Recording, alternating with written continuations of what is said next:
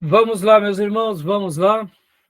Começando o nosso 6º dia de aula de Teologia Pastoral. Já oramos, como é costume, nossas aulas são gravadas. Mais uma vez, boa noite, graça e paz. Boa noite, graça e paz a todos. Boa noite, graça e paz. Estamos estudando esse assunto tão importante e hoje a temática será muito especial. Hoje nós estaremos trabalhando dentro de uma das doutrinas mais importantes, eu diria, para o cristão e principalmente ao pastor, que é sobre a oração individual e a oração coletiva. E o nosso querido pastor, professor, mestre John MacArthur Jr., ele dedica 2 capítulos da 3ª parte do livro dele, que é o capítulo de número 10, que é a vida de oração do pastor, aspecto pessoal, e o capítulo 11, que é a vida de oração do pastor, o aspecto ministerial. E hoje nós estaremos nos debruçando sobre isso. Estarei lendo um pouco desse material do MacArthur, principalmente nesses capítulos.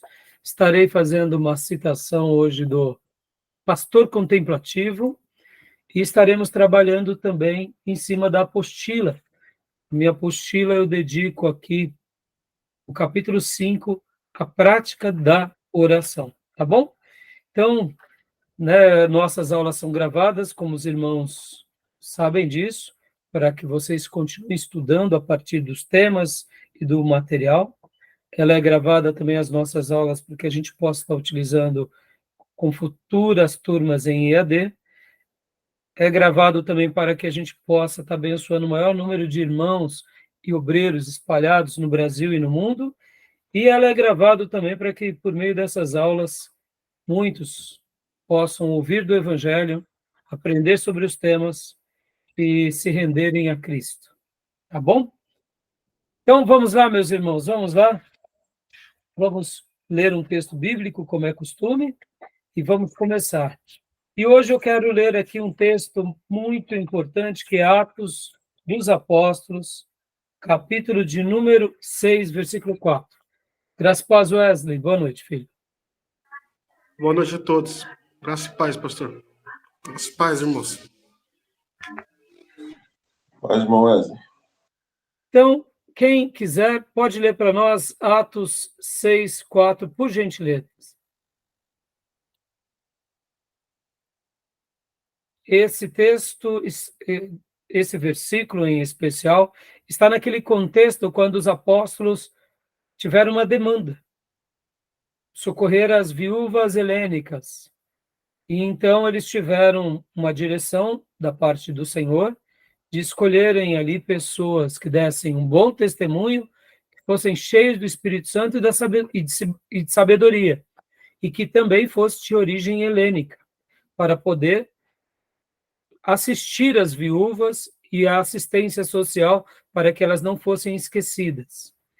E os apóstolos, nas suas interações entre eles, entre o colegiado e entre os obreiros, e toda aquela igreja que crescia em grande projeção e número, tanto em qualidade quanto em quantidade, eles falaram algo aqui que é o âmago do ofício pastoral.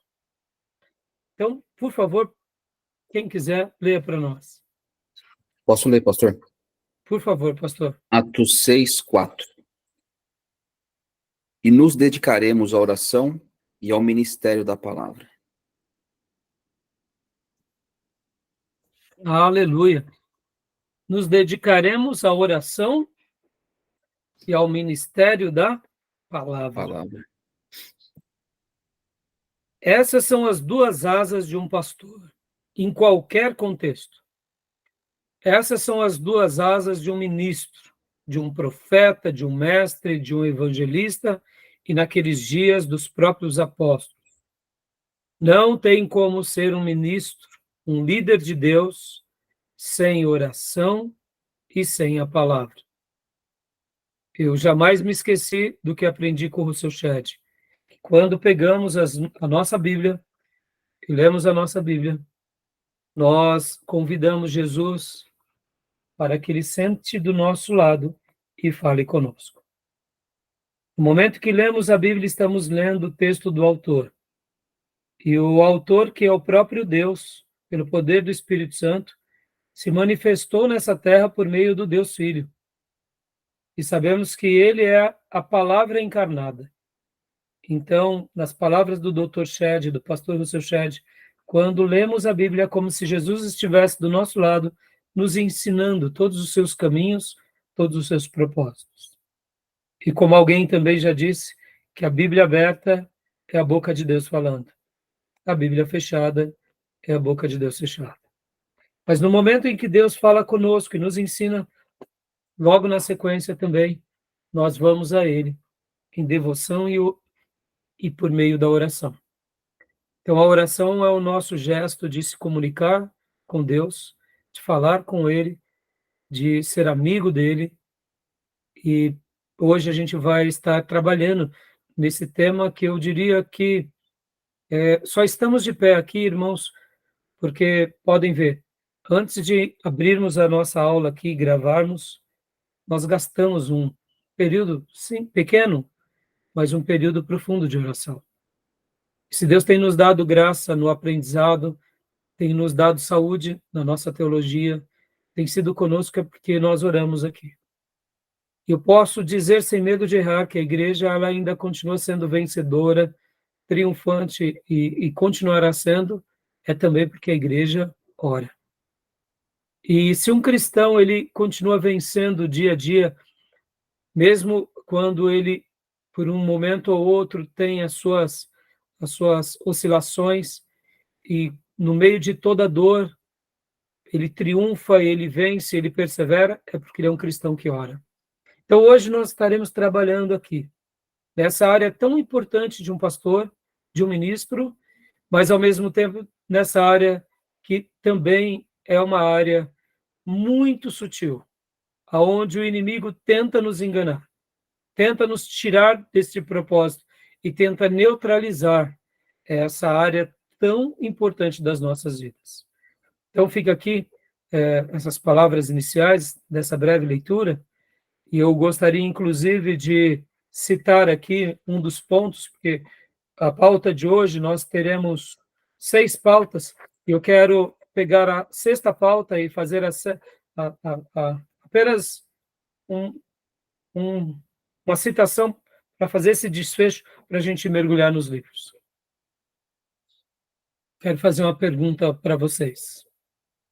Seria coincidência que todos os grandes homens de Deus, no Velho Testamento e no Novo Testamento, na igreja primitiva, na história da igreja, na Reforma, nos períodos de grandes avivamentos e expansões do reino, até os nossos dias, e poderíamos colocar aqui alguns nomes, como, por exemplo, Lutero, George Whitefield, Calvin, Wesley, Jonathan Edwards, Spurgeon, e mais recentemente, Billy Graham, Ernesto Nini, Davi Yong-Shu e tantos homens de Deus. Eles uniram a fé deles às orações. Seria coincidência? Ou seria que, de fato, esses irmãos, na história da Bíblia, na história de todo o cristianismo, eles além de crerem em Deus, eles se debruçavam intensamente diante desse Deus pelo qual eles criam e tinham uma vida de oração fervorosa. Seria coincidência que eles foram usados por Deus? Ou seria que a oração foi a maneira pela qual Deus abriu os mares vermelhos, Deus estendeu seu braço, Deus os usou poderosamente? Pensem nisso. Eu quero acreditar que sim, eles foram homens eleitos, homens separados, escolhidos pelo dedo de Deus, isso não tenha dúvida, mas eles acreditavam no poder da oração. Eles acreditavam nessa promessa e não negociavam. E por isso, podem ver que ao lado de todos esses homens e durante a vida deles, eles uniram a fé, as obras, principalmente colocando tudo isso diante de Deus em oração. Tá bom, meus irmãos? Guardem essas palavras, né? E eu fiz aqui essa pergunta, quase que uma pergunta de retórica, para nos desafiar, porque não foi à toa que eles realizaram grandes obras. Não é verdade? Querem fazer algum comentário?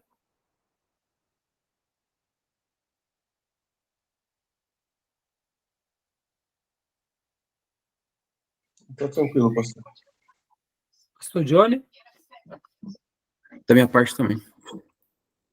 Eu até separei aqui livro do nosso querido pastor Enéas Tonini, que foi um vaso usado nas mãos do Senhor, sobre o tema o avivamento bíblico. E olha só, um livro dele também, Você Está Cheio do Espírito Santo? E outro livro dele, Do Conselho do Senhor. E o companheiro dele, José Rego do Nascimento, Calvário e Pentecoste, fundador da Igreja Batista da Lagoinha. Todos esses pastores, como também, olha, eu separei aqui, a oração, a chave do avivamento, da editora Betânia, Po Yangshu. Antigamente ele era chamado de Po Yangshu, né? Então, até mesmo o fato dele ter a maior igreja do mundo, grupos familiares e o crescimento da igreja, ele atribui o sucesso dele à oração. E eu não tenho dúvida, irmãos, que a oração fazia parte do estilo de vida de cada um desses, como também dos nossos irmãos que eu citei, e como eu aprendi também, e vocês aprenderam, por exemplo, John Wesley. John Wesley era um homem de muita oração. Spurgeon, um homem de muita oração. George Whitefield, de muita oração. Tá bom? Deus nos ajude. E vamos trabalhar, meus irmãos. E agora, meus irmãos, então, deixa eu fazer uma pergunta aqui para vocês, que eu aprendi com Eugene Peterson. Hoje a gente vai usar bastante coisa e bastante lições de Eugene Peterson.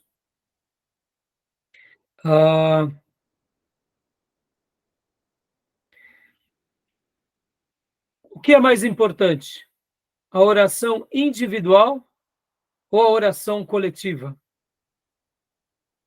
Eu já ensinei em algumas outras aulas, mas se alguém souber, então não fala, mas quem não sabe pode chutar ou pode deduzir. Qual é a oração mais importante?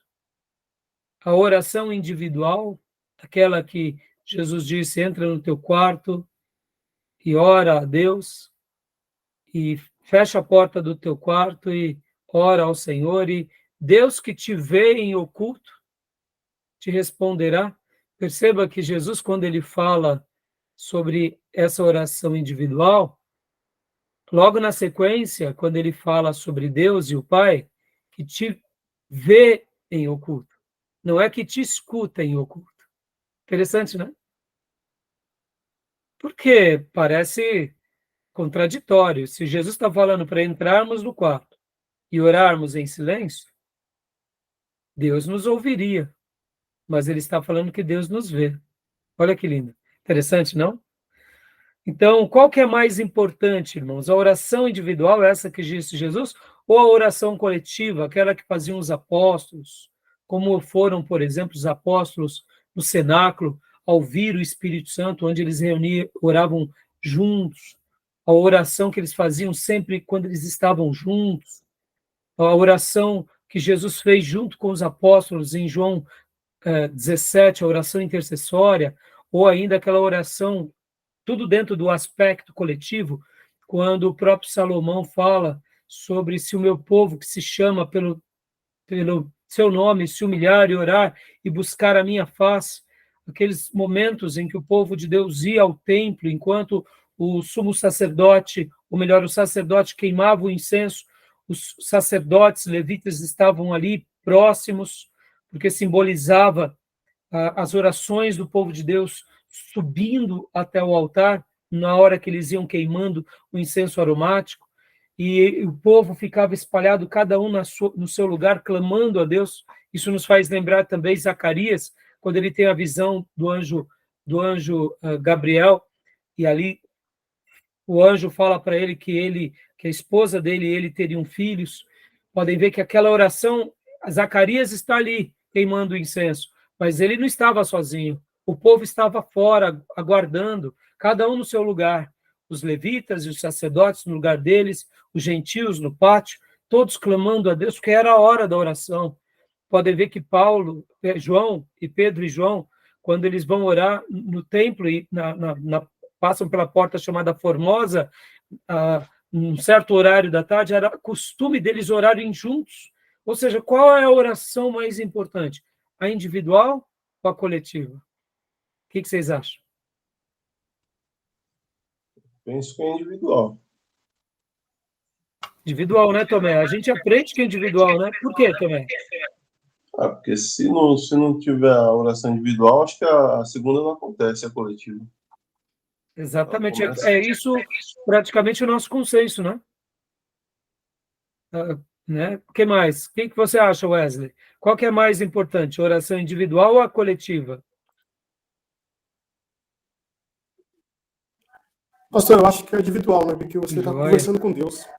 Joia. Como o Tomé disse, né? Porque se não tiver individual, a coletiva, né? Pastor Johnny. Acho que é importante frisar que ambas Deus ouve, né? Antes de tudo. Então, o senhor colocou numa escala de mais importante. Eu queria estar do outro lado aí da corda. Primeiro porque, o que eu penso a respeito, né?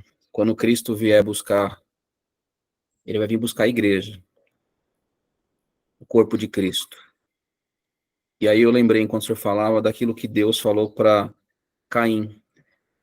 É uma fala bem curta, mas assim, me fez refletir agora, enquanto o senhor falava. Cadê o teu irmão? Depois que ele havia... E me parece que essa fala dele, de Deus, é uma fala que ainda a gente pode continuar ouvindo, né? A respeito desse zelo e cuidado com o próximo. Então, me parece que a oração coletiva, ela tem uma tônica maior ali. Joia. Pastor, de fato, agora vou dar a resposta para vocês, irmãos. Mas Não é concordo minha, plenamente com os irmãos, tá? Antes de tudo. É claro, claro. Concordo Eu plenamente. possivelmente também ao longo desses anos, né, pastor, eu já devo ter tocado nesses assuntos de outra forma. Então, quem sabe, ora pela aula, ora pela reflexão, ora pela literatura, né? A gente vai amadurecendo as ideias. Não sei se o pastor vai se lembrar, mas eu já pontuei alguma coisa assim no passado em algumas outras matérias, né? Mas e que eu vou passar a ensinar agora para vocês não é um aprendizado meu, mas é do nosso querido pastor Eugênio Peterson, o pastor dos pastores. Quando ele trabalha sobre o tema, ele realmente fala que a oração coletiva ela é mais importante do que a individual. E aí ele justifica. Ele fala o seguinte, vamos pegar um exemplo aqui. Por exemplo, irmãos, eu era um católico apostólico romano.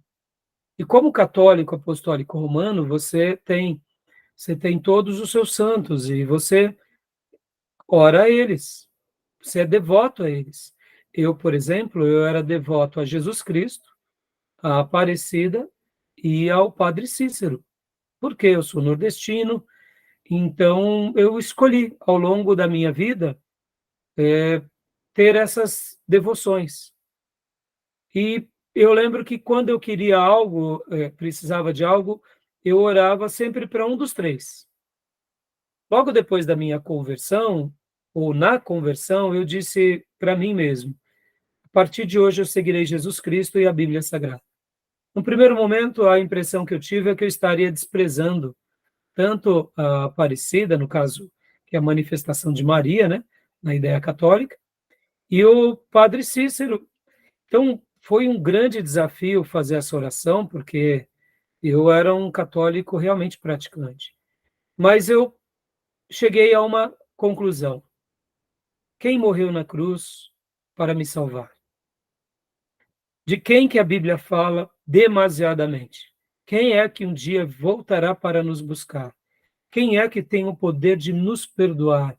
Quem foi que nos comprou com seu sangue? Então eu tomei a decisão em uma noite, lá na Missão Cristã Verdade e Vida, sob o cuidado e a direção do pastor Orfeu Furquim. E eu entreguei a minha vida a Jesus. E a paz de Deus, que excede todo entendimento, me invadiu.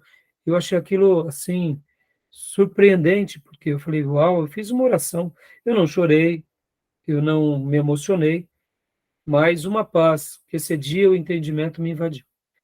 E eu pensei comigo, bom, eu, pelo menos uma vez por mês, eu vou vir nessa igreja. Resumindo a longa história, nunca mais parei de ir naquela igreja e estamos aqui, né, para a glória de Deus. E então ali começou a minha caminhada, e ali eu me lembro que logo na sequência eu soube que tinha os cultos de jovens, e agora eu tinha um desafio, porque eu iria orar só para Jesus, mas eu não sabia orar.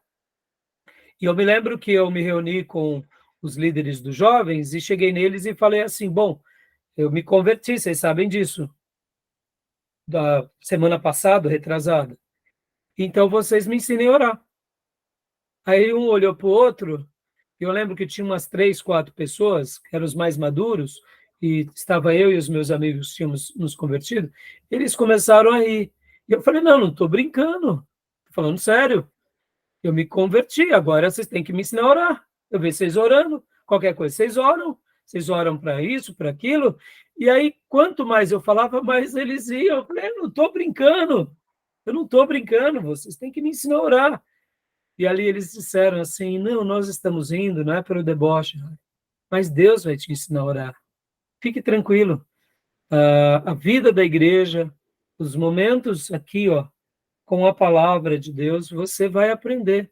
Eu falei, mas é simples assim? Ele falou, é simples assim. É que, na realidade, o que eles estavam dizendo?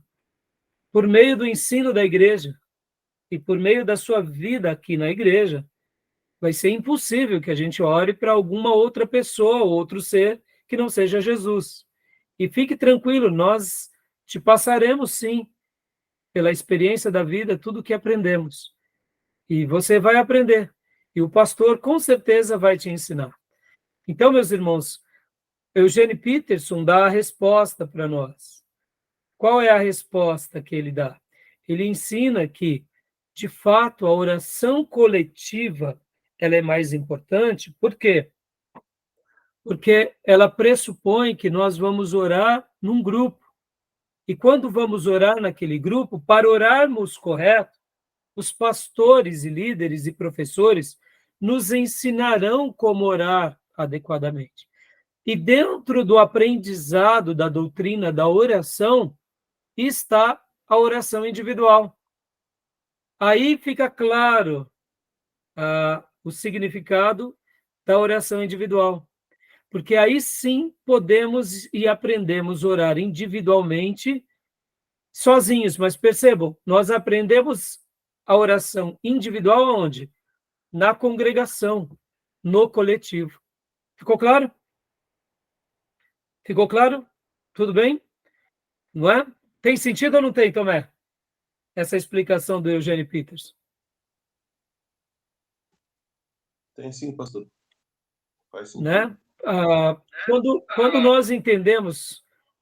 nós entendemos que na oração coletiva não é só o ato de orar, mas que está embutido automaticamente ali toda uma devoção, toda uma instrução bíblica. E essa instrução bíblica, ela também faz com que a gente, de forma sendo instruídos no corpo de Cristo, na igreja, a gente aprenda melhor. Compreendeu, Wesley? Joia. Sim, pastor. E, pastor Johnny, aí dessa forma, olha só, aí a gente aprende que a oração individual, ela é, na realidade, só uma extensão daquilo que vivemos no corpo, que é necessário. Por isso que Jesus nos ensina. E ele também dá o exemplo. Podem ver, meus irmãos, que nós, quando vemos a vida de oração de Jesus, Jesus se retirava para orar como de costume. Vocês verão que muitas vezes Jesus ele sai para orar E o texto bíblico vai mostrar que Jesus fazia isso como era o seu costume. Isso é muito lindo, né? Por quê? Porque ele tinha o hábito, ou seja, a oração individual era não apenas um método de Jesus, mas um hábito, um costume. E Jesus fazia isso com muita frequência. E ele, sendo Deus e sendo homem e perfeito que era, precisava orar, quanto mais nós. Quanto mais nós. Por isso, a doutrina da oração, ela é uma doutrina imprescindível. Para que a gente aprenda a orar individualmente, com qualidade, a gente vai aprender no coletivo. E o Eugene Peterson, inclusive, também fala uma coisa muito interessante. Ele fala o seguinte, ele diz assim, que quando nós oramos no coletivo, nós treinamos a nossa vida de oração ser uma vida menos egoísta. Por quê? O que vocês acham? Pode ver que quando nós temos uma vida de oração só no pessoal, nós, sem percebermos, caímos, eu diria, num estilo de vida egoísta. Mas quando nós estamos vivendo a oração coletiva, nós praticamente não conseguimos desenvolver a vida egoísta. Por quê? O que vocês acham? Tem um segredo aí. É o mesmo que acontece, isso aqui não é uma regra, obviamente, me parece que é a mesma coisa que acontece quando se tem um filho solo. Não aprende a dividir. Quando é dois, ele passa a aprender que não é apenas dele. Tem alguma coisa nesse sentido. Tem, mas tem algo mais profundo, pastor. Tem algo mais profundo. Pastor. O que nós fizemos hoje, minutos antes de iniciarmos a nossa gravação? Quando eu disse, vamos orar para começarmos? Vocês têm algum pedido de oração? O que o pastor lembrou? Dos nossos irmãos, né? O que está acontecendo com eles? Estão com alguma dificuldade, não estão? Justamente, tem algumas dificuldades lá para abandonar alguns vícios. E eu citei, por exemplo, alguns irmãos da nossa igreja e o pastor José Ribeiro, que está passando por uma situação difícil. Por quê? Porque nós não lembramos de nós lembramos deles. Nesse exato momento. A necessidade nossa é maior do que a necessidade deles? Podemos falar que é a dor do próximo, pastor? Exatamente. Mas é a dor do próximo não só porque o próximo tem dor, porque todo mundo tem um grau de dificuldade em alguma área. Todo mundo vai ter um leão para vencer, um urso para vencer, mas você concorda? Tem hora que o irmão não tem só um leão ou um urso. O irmão tem um Golias para vencer. Por exemplo, essa situação que o Ribeiro está enfrentando, em que hoje eu me coloquei por vários momentos diante de Deus, por ele, pela Fabiana. Por quê? Porque estão sofrendo muito. Então, quando eu olho para mim e olho para a minha realidade, falo, poxa, eu não estou sofrendo. Eu tenho meus leãozinhos, meus gatos que tentam me zunhar, meus dilemas são importantes. Mas comparado ao que os meus irmãos estão passando, a minha dor não se compara a deles. Logo, a oração coletiva nos ensina a olhar para as verdadeiras necessidades. A oração individual nem sempre nos faz olhar para as verdadeiras necessidades. Se eu oro sempre sozinho, é porque eu não exercito o quê? A vida de comunidade, de forma plena. Eu posso até ir na igreja, mas eu sou insensível à necessidade do outro.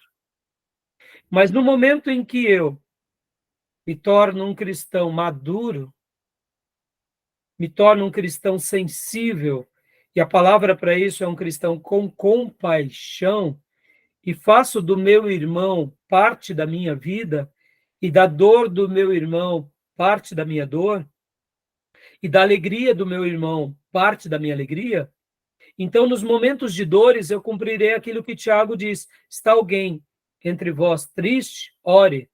Está entre vós alguém feliz? Cante louvores. No momento que eu vivo a vida de comunidade e oro em comunidade, podem ver que em alguns momentos, muitas vezes, nós, numa reunião de oração, perguntamos para os irmãos e há uma explosão de gratidão. Praticamente, eu sei que é raro, porque sempre tem alguém sofrendo, mas acontece de ter vários irmãos que estão com tanta gratidão que a palavra que eles dizem, não, eu só quero louvar a Deus com ações de graças, porque o Senhor me ouviu, o Senhor me curou, Ele me deu a minha bênção. Ou seja, pode ver que nos momentos em que está tudo muito bem, a nossa oração vira louvor, vira ações de graça. Mesmo que não cantemos ali, mas é uma oração de gratidão. Então, o que acontece? Na oração coletiva, nós olhamos para o próximo. Hoje, por exemplo, irmãos, pela manhã, eu vou hoje, um dos pontos do meu tema será o diário de oração.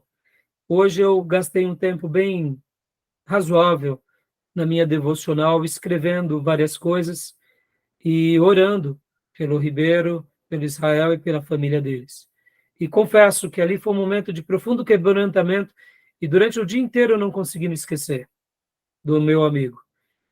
Por quê? Porque a dor dele é uma dor muito grande, então não tem como eu simplesmente seguir o meu dia achando que, não, tudo bem. Então, todas as vezes que eu me lembrava, eu fazia uma súplica, mas pela manhã eu dediquei um período razoável, eu diria até um pouco longo, pela vida deles. Por quê? Porque ao viver em comunidade com meu irmão e com a igreja, a compaixão ela é dilatada. E aí, no momento do individual, da oração individual, nós não conseguimos ficar orando pelos nossos dilemas e problemas. A não ser, é claro, que o meu problema seja muito grande. Tá bom, meus irmãos? Então, respondeu aí esse ponto? O que vocês acharam? Interessante essa lição de Eugene Peterson, não, irmãos? Levar as cargas pesadas uns dos outros, né? Sim, exatamente, pastor. Deu uma falhada, deu uma cortada, mas é isso aí. Levar as cargas pesadas uns dos outros, foi isso que o senhor O disse, pastor né? está cortando aqui.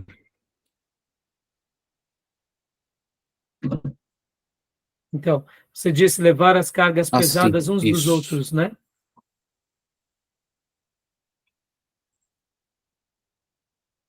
Joia. Tá bom, meus irmãos? Vamos lá, então. Deixa eu contar aqui uma ilustração viva, irmãos. Lá no pregão, lembra que eu já mencionei nas outras aulas, nós nos reuníamos no Betel, no seminário Betel da missionária Durvalina, e eu lembro que em alguns momentos nós fazíamos certas campanhas de orações em prol de alguns motivos, e quando estávamos ali para fazer um grande evangelismo, um grande projeto de evangelismo, como foram as distribuições das Bíblias, como foram, por exemplo, os cultos que fizemos lá no pregão, o que eu fazia? Eu convocava os irmãos e nós marcávamos, ou dentro do pregão, ou principalmente lá na hora do almoço, no Betel Brasileiro, para a gente dedicar um período bem longo de oração. Então, era muito legal, porque nós tínhamos dias de intercessão juntos. E eu me lembro de um dia que nós estávamos numa sala, tínhamos por volta de 15 pessoas, 20 conosco, todos irmãos, e ali nós colocamos os motivos da intercessão e fomos gastar aquele período de 15 minutos a meia hora de oração. E ali nós nos reunimos, compartilhamos, né? Fizemos a citação, a leitura de um texto e falamos, vamos orar, vamos. E ali nós começamos a orar. E o mais interessante, irmãos, porque ali estava irmãos batistas, no caso eu, batista renovado, avivado, tínhamos batistas brasileiros tradicionais, tínhamos pentecostais, Assembleia Brasil para Cristo, Avivamento Bíblico, Igreja do Manto, igreja, pensa, todo tipo de irmão lá, né? E também tinha, dentro dos tradicionais, tinha metodista livre, metodista wesleyano, que é o metodista renovado, e tinha os presbiteriano tradicional. E logo depois de um dia desses de oração, logo depois do período, né, o Décio, que era da igreja presbiteriana ali do centro mesmo, ele chegou para mim e falou assim, poxa, Rai, foi muito difícil orar lá com vocês. Eu falei, mas por que, Décio? Foi tão gostoso, foi tão abençoado? Ele falou, não, porque você esqueceu, eu e meu irmão, Delmi, somos tradicionais. Eu falei, então, mas não, na hora que vocês começaram a orar, todo mundo orando alto, e eu estava assim, tentando fazer como é de costume na nossa igreja, a oração silenciosa. E só que vocês começaram a orar, e uma hora aqui, outra hora mais alto, e eu tentando orar e não me concentrava, e me distraía, e abria os olhos, eu comecei a ficar meio bravo, e aí eu comecei a ficar meio bravo, e aí eu falei, puxa, eu não estou conseguindo me concentrar, então já sei, vou começar a falar também, Senhor, em nome de Jesus, eu comecei a orar alto, Raio, eu falei, e aí, você conseguiu? Eu orei, eu falei, poxa, glória a Deus,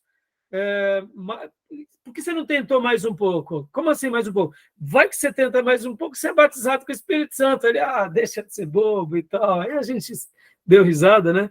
E eu fiquei ali muito feliz e a gente se abraçou e brincamos, né? Porque como tradicional, irmãos, nós temos esse estigma de que quem ora muito somos nós, que oramos alto. E não é verdade. O seu Shed é um homem de muita oração, e ele orava de forma silenciosa. Os tradicionais, muitas vezes, eles não oram alto, eles oram orações silenciosas, meia hora, uma hora. Pastor Ernesto Nini, antes de ser batizado com o Espírito Santo, ele orava 2 horas por dia, antes de ser batizado com o Espírito Santo. Aí depois foi batizado com o Espírito Santo, aí foi virar uma boa mudança na chave da vida dele. Mas eu estou contando essa ilustração porque eu nunca mais me esqueci, né, desse irmão e desse gracejo que na hora eu falei para ele. Tentasse um pouquinho mais, falasse um pouquinho mais alto, quem sabe a sua língua enrolava e você era batizado com o Espírito Santo. É claro que a gente sabe que não é isso. O batismo com o Espírito Santo não é simplesmente enrolar a língua, é um visitar de Deus. E aí, quando Deus deseja, ele concede o dom, né, o dom de línguas. Tá bom, meus irmãos? Eu lembrei disso hoje, enquanto preparava aqui a minha pauta, tá bom? Deixa eu fazer uma pergunta aqui para vocês, meus irmãos. Quantos tipos de orações as Escrituras nos ensinam? Já pararam para pensar sobre isso? Já pararam para pensar sobre isso? Não necessariamente parar para pensar, mas, salvo engano, salvo engano mesmo, agora eu fiquei com dúvida se está lá ou não.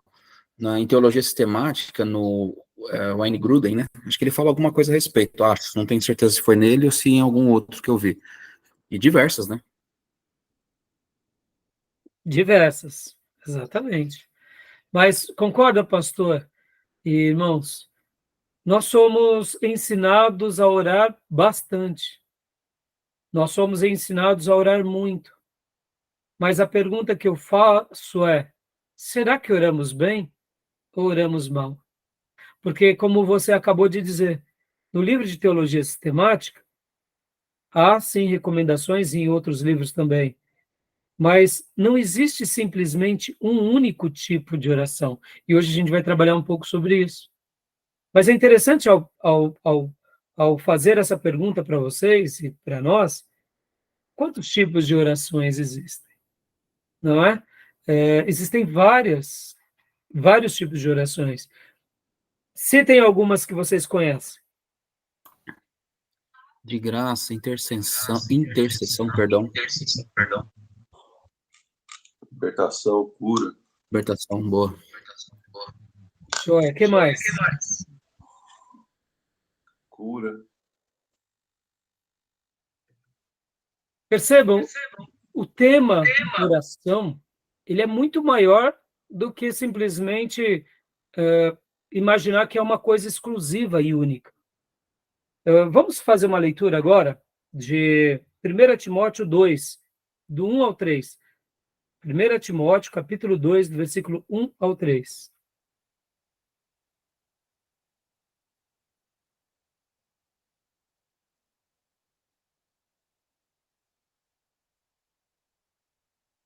Quem achou pode ler para nós.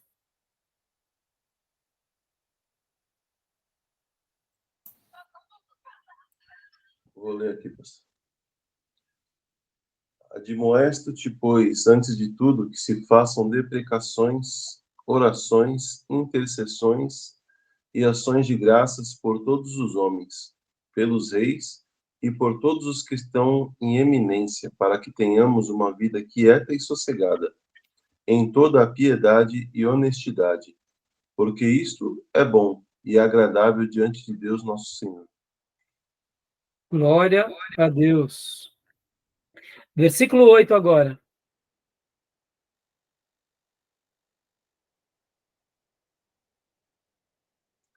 Quero, pois, que os homens orem em todo lugar, levantando mãos santas, sem ira e nem contenda.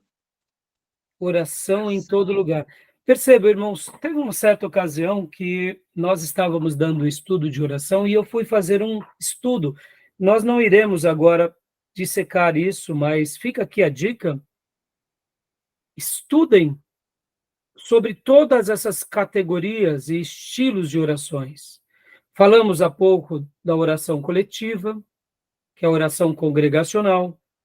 Dentro da oração congregacional existe o clamor. Perceba, ó, vamos abrir aqui o leque da oração congregacional.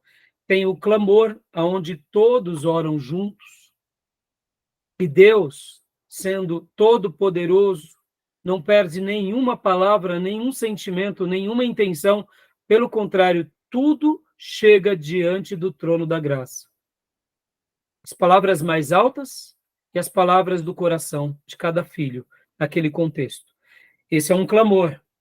Isso me faz lembrar as palavras, inclusive, de Davi Yongshu, onde dizia que quando a igreja começa a orar de forma em clamor, essa oração conjunta, ele traduziu muito bem, foi muito feliz, ele dizia que a igreja, quando faz isso, é como se fosse o som de muitas águas, que se misturam os barulhos, mesmo sendo uníssonos, porque todos oram, mas intercalam-se e cria-se ali o som de águas. Isso nos faz lembrar o rio de Deus, que flui, como disse Jesus, que falando do Espírito Santo que viveria dentro de nós fluiria um rio de águas vivas, dando essa ideia daquilo que passa por nós.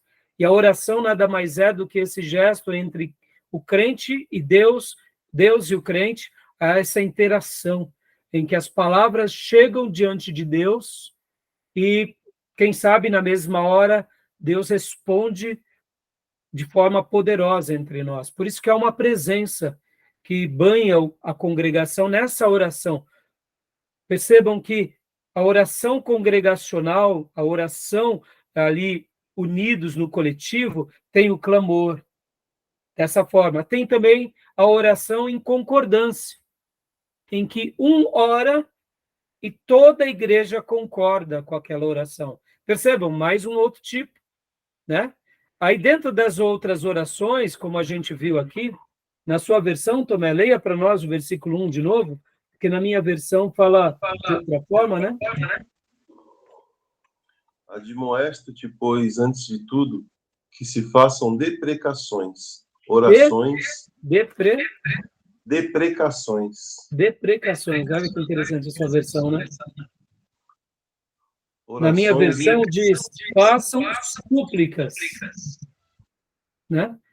Ou seja, a súplica ou a deprecações é um tipo de oração. Continua, Tomé, por favor. Orações, intercessões e ações de graça por todos os homens. Tá, joia. Perceba que aqui, ó, súplica, vírgula, orações, vírgula, intercessões e ações de graça. Aqui em 1 Timóteo 2, 1, mostra 4 tipos, onde podemos fazer de forma individual ou coletiva. Eu fiz a pergunta para vocês, pensando desafiar o coração dos irmãos a ruminarem mais sobre esse tema.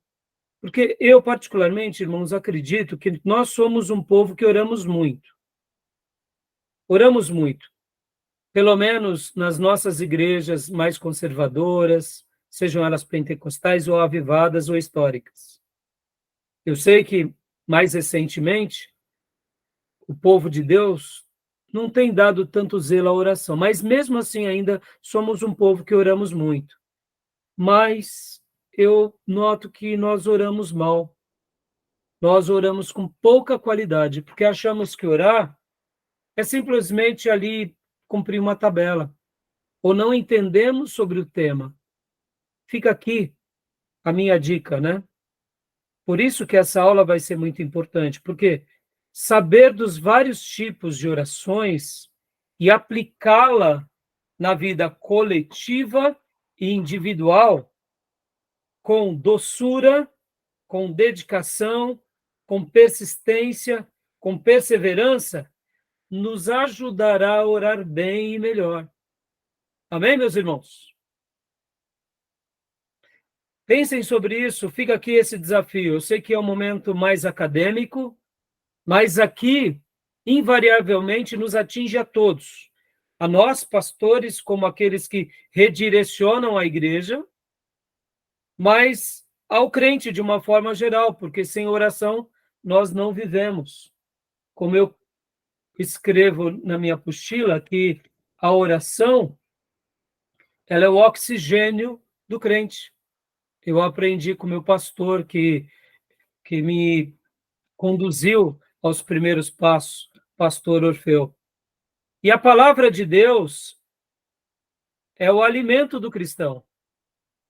Então, fica aqui, meus irmãos, podem ver que nós muitas vezes nos alimentamos, mas nós estamos ofegantes. Nós estamos, né, com asmáticos. E podem ver que um período de oração pode ser determinante. E dentro das orações individuais e coletivas, ainda a gente tem o quê? Temos as vigílias, irmãos. Vigílias coletivas e vigílias individuais. Temos a oração silenciosa.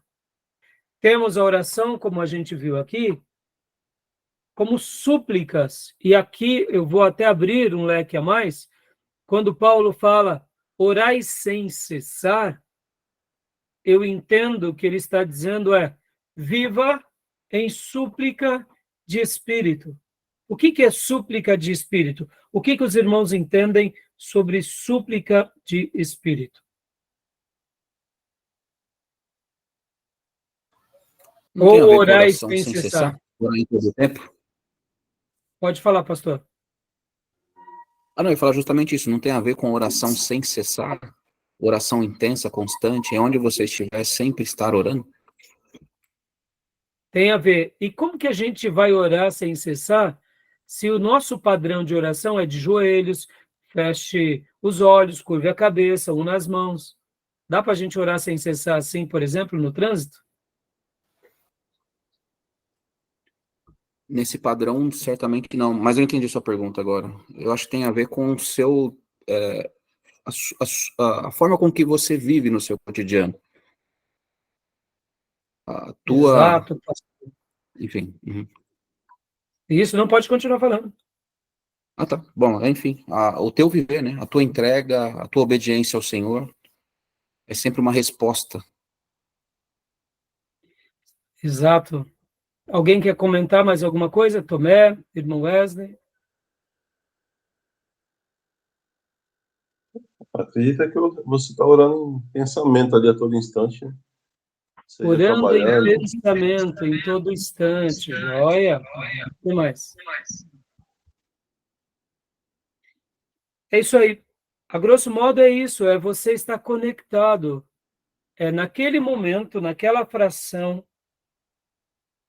do seu dia, ou naquele estado, naquela ocasião, seja na condução, seja no trabalho, seja numa atividade, ou quem sabe no lazer, é estar conectado, lembrando que Deus está ali com você, que você pode falar com Ele em pensamentos, que você pode se dirigir a Ele.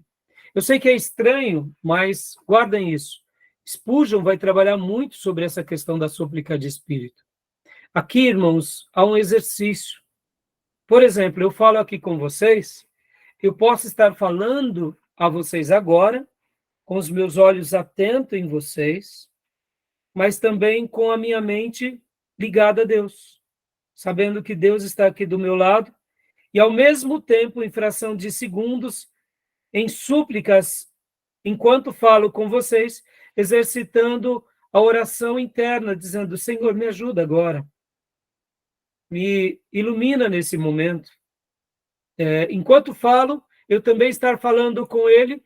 Talvez pareça estranho e até um pouco enigmático, mas não. É a súplica de espírito. É aquele gesto de comunhão em que você, ora, faz isso de uma forma mais ativa, e ora você faz isso de uma forma mais passiva. Como assim? Você está ali fazendo a obra de Deus, ou mesmo exercitando um trabalho, e de repente vem Deus e te dá um toque, e você está sensível a Ele. Logo, você interage com Deus no meio de uma situação, muitas vezes até complicada. É um exercício, sim, mas é um exercício que a gente desenvolve. E aqui Spurgeon vai falar uma coisa que eu confesso para vocês, meus irmãos, que é muito interessante. Ele dizia algo muito curioso. Ele falava assim: e quando nós gastamos um tempo de oração, de devocionais, no nosso particular, com bastante zelo, nós criamos uma conexão tão grande com Deus que automaticamente aquela comunhão que se inicia nos momentos de devocionais, nós acabamos carregando aquela doce comunhão aonde quer que estejamos. E sem que percebamos, estamos fazendo orações em súplicas de espírito. Pastor, mas isso é obrigado? Não, não é obrigado. Mas eu diria que é um privilégio. Porque, irmãos, você poder ouvir o toque de Deus, sentir uma direção de Deus, ou simplesmente aquiete-se, meu filho, ou se não, avance, faça, ou se não, cale-se, não fale nada agora, só observe. Isso é um segredo magnífico. Por quê? Porque isso demonstra que a nossa conexão espiritual com Deus está muito aguçada. Então, meus irmãos, pensem sobre isso. Na aula de hoje,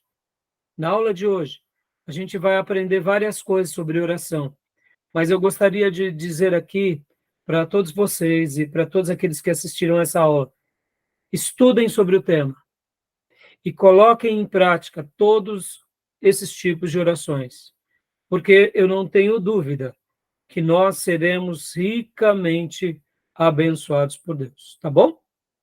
Porque, como eu disse, não é que oramos mal, mas muitas vezes nós aprendemos que a oração é aquilo que fazemos por obrigação na nossa casa e aquilo que fazemos também por obrigação na igreja para Deus nos abençoar. Deus vai ouvir? Sim, mas eu diria que a gente está no primeiro degrau das experiências. Deus tem muito mais para todos nós, tá bom? Beleza? E quando a gente aprende esses vários tipos de orações, e como eu disse para vocês, enquanto eu pregava e dava um estudo para a igreja, eu fiquei encantado, porque cada uma dessas orações, irmãos, elas são riquíssimas. Por exemplo, a oração intercessória. A oração intercessória é uma oração riquíssima, e muitas vezes oramos pouco. Aqueles irmãos que creem, é claro, e aqui eu particularmente creio, nos dons do Espírito Santo e principalmente no dom de língua, creio também que quem tem um dom de língua, para que ele tenha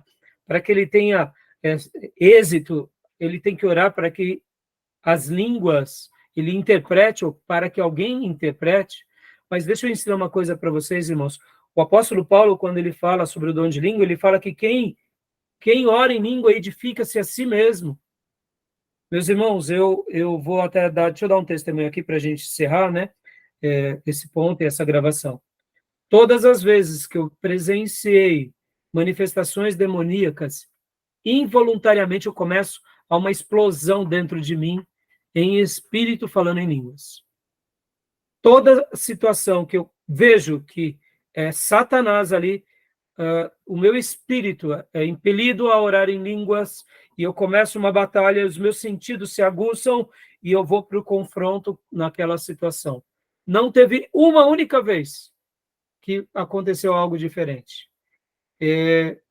Se você me perguntar o porquê isso acontece, eu acredito que porque um dia também Deus me deu esse dom, e a palavra de Deus nos ensina que aquele que ora em língua edifica-se a si próprio. Ou seja, a oração em língua estranha é uma oração pessoal, para sua edificação. No momento em que eu falo alto na igreja, para os irmãos verem que eu falo alto, e eu estou demonstrando algo que não deveria, a não ser que haja interpretação de línguas, diz o apóstolo Paulo, guiado pelo Espírito Santo. Eu não sou contra o irmão que fala em línguas, mas muitas vezes há aqueles irmãos que falam em língua demonstrando a sua espiritualidade. Eu parafrasearia dizendo que eles estão fazendo aquilo que Jesus condenou, eles estão quase repetindo a oração dos sacerdotes nas praças, dos fariseus, melhor dizendo, dos fariseus nas praças, mostrando as suas virtudes. Nós não precisamos mostrar as nossas virtudes.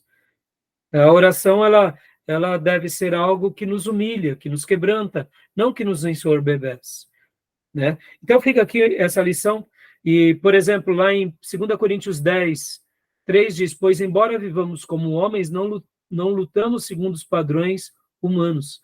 As armas com as quais lutamos não são humanas, ao contrário, são poderosas em Deus para destruir fortalezas, destruirmos argumentos e toda pretensão que se levanta contra o conhecimento de Deus e levamos cativo todo pensamento para torná-lo obediente a Cristo. Podem ver que aqui é um tipo de oração de guerra, de batalha. Sabe esses jargões, batalha espiritual? Nascem daqui, mas eles têm um sentido de ser. Paulo aqui está dizendo que existem fortalezas do mal e que nós, como igreja, devemos nos unir e lutar pelo poder de Deus por meio da oração e por meio das armas de Deus. Efésios, capítulo 6, versículo 12, também vai dizer algo bem parecido. Pois a nossa luta não é contra seres humanos, mas contra os poderes e autoridades, contra os dominadores desse mundo das trevas, contra as forças espirituais do mal nas religiões celestiais. Por isso, versículo 13, vistam toda a armadura de Deus para que possam resistir no dia mau e permanecer inabaláveis depois de terem feito tudo. E nós vemos aqui que a armadura do crente, o apóstolo Paulo, ele nos ensina para que a gente se revista e batalhe. É uma armadura completa, mas também que não está desprovido da oração, porque podem ver que o versículo 18 é orem no Espírito em todas as ocasiões, com toda oração e súplica. Tendo isso em mente, estejam atentos e perseverem na oração por todos os santos. Percebam que esses dois textos que eu li de 2 Coríntios e de Efésios remete à ideia de orações na perspectiva de batalhas, mais um tipo de oração. Então, que Deus nos ensine a orar e que possamos, sobre esse tema, crescer muito e crescer abundantemente, tá bom? Amém, meus irmãos? Alguma pergunta? Amém. Alguma pergunta, alguma dúvida? Não. Se não, vamos parar aqui. E logo na sequência, irmãos, o que eu vou fazer? Para eu terminar esse ponto, eu vou pegar o livro do Eugene Peterson, Um Pastor Segundo o Coração de Deus, e lembram que dentro da proposta daquela obra, ele vai falar sobre as 3 uniões do triângulo. Tem as 3 retas do triângulo e tem as 3 interseções. E uma delas não é a oração? Um capítulo, Eugene Peterson dedica à oração. E eu quero trabalhar no próximo módulo, mostrando o quanto o nosso irmão trabalha em cima disso e quero usar ele como uma ferramenta no sentido positivo, nos ensinando a orar melhor e orar bem. E depois quero falar também sobre o diário de oração. E aí, por último, quero falar sobre a oração do crente. Revela o nosso corpo de doutrina, a nossa teologia. E aí a gente vai para os livros, textos e para a apostila, tá bom? Beleza? Combinado. Fechado. Então, vou parar a nossa gravação, tá bom?